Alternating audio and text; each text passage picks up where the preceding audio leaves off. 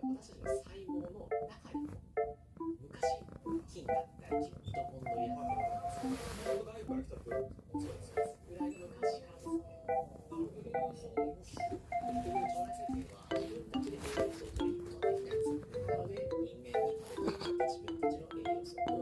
自分でさらに作ったものをみんなで供給することによってやっぱりいい関係性を作っているんですね。まさにこれは共生。さらにですね、今日